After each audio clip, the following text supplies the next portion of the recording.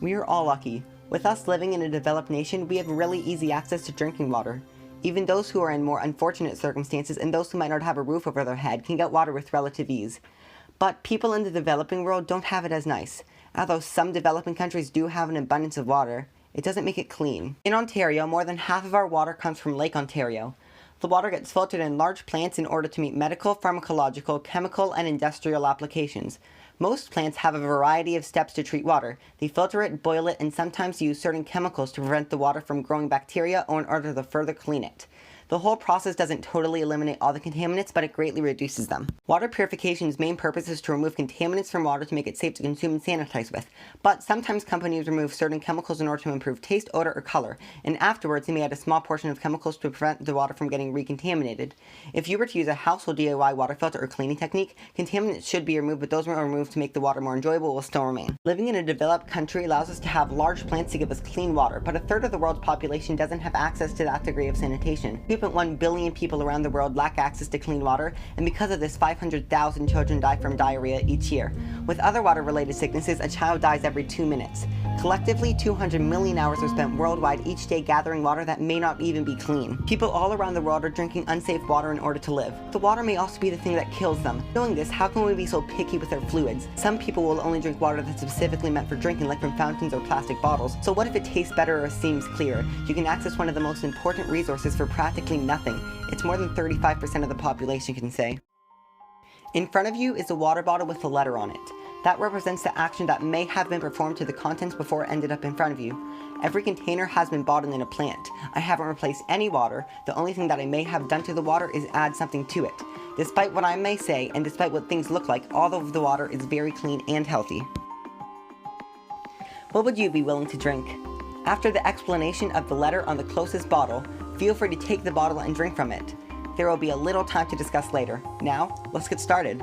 The bottles labeled A have not been opened and still have the original labels attached to them, and all I have done to the bottles B is unscrew the lid and put it back on.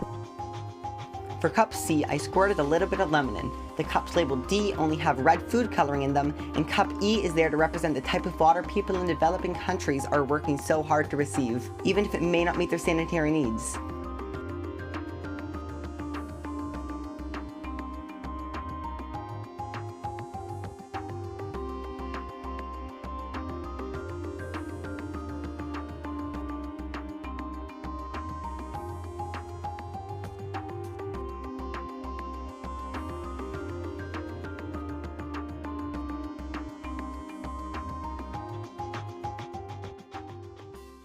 Since I wasn't present during the experiment, I don't know who decided to drink.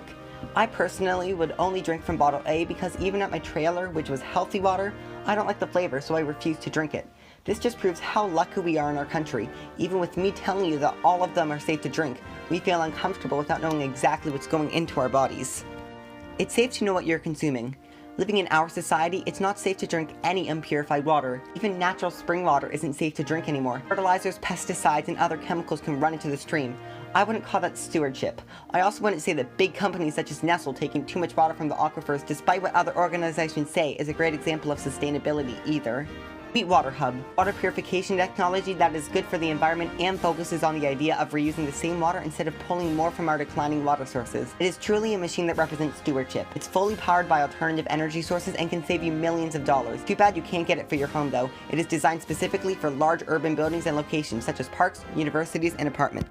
The Water Hub uses a series of filters, chemical treatments, distillation, and many natural purification strategies, such as utilizing plants and their roots to purify the water.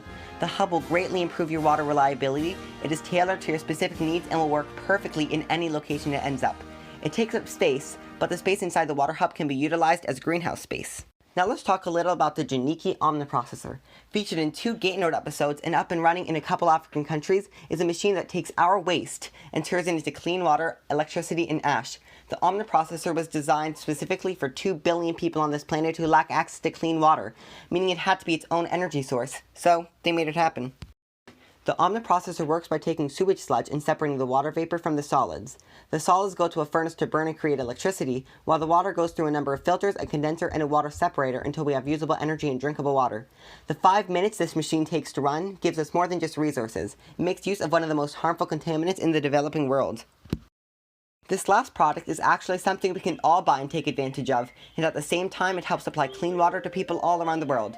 LifeStraw is a brand that creates water bottles, straws, and dispensers designed to purify water found anywhere, whether you're on a camping trip or far from any infrastructure. The many different products are on sale on LifeStraw's website and on various other online distribution companies.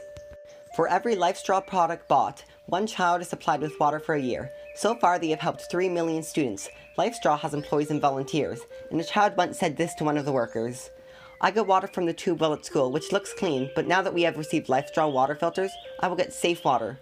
I hope we will not have stomach aches and fevers anymore." The LifeStraw products all have specific things they clean, such as viruses, but all the products have a hollow fiber membrane, a layer in the filter that has microscopic pores, the filtration process. A large filter is used to catch bacteria larger than 0.2 microns in size, and a carbon capsule absorbs small chemicals like chlorine and other pesticides. All LifeStraw products meet the specifications put in place by the World Health Organization. There are so many ways to purify water. You can utilize advanced technology in a compact form factor, or you can create a beautiful space that allows you to reuse water in an environmentally friendly way.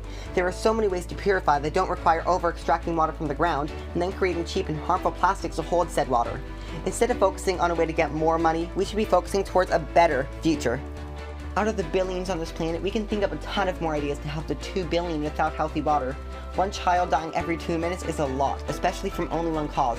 No one wants to be left with these choices: drink no fluids and die of thirst, or to drink contaminated water and suffer the consequences. Any one of us can change the world. It's about time we begin.